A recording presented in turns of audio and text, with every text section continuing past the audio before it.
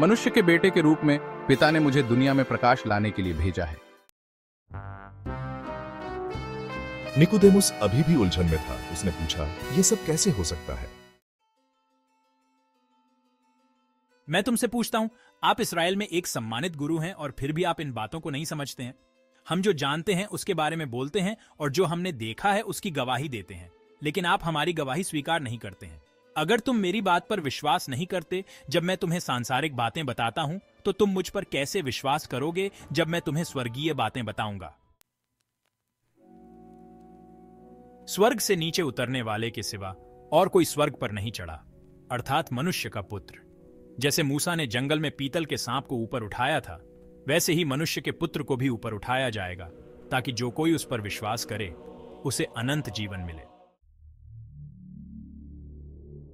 फिर मैंने ये शब्द कहे जो सदियों तक गूंजते रहेंगे, क्योंकि परमेश्वर ने दुनिया से इतना प्यार किया कि उसने अपना एकलौता पुत्र दे दिया, ताकि जो कोई उस पर विश्वास करे वह नाश न हो परंतु अनंत जीवन पाए।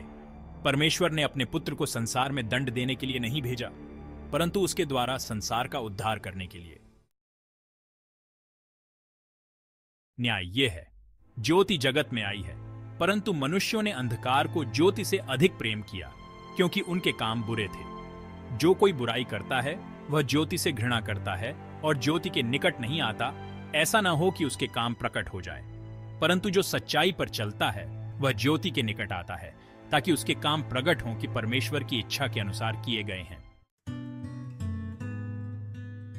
इसके बाद मैं और मेरे चेले यरूशलेम छोड़कर यहूदिया के ग्रामीण इलाकों में चले गए, जहां मैंने कुछ समय लोगों को बपतिस्मा देते हुए बिताया।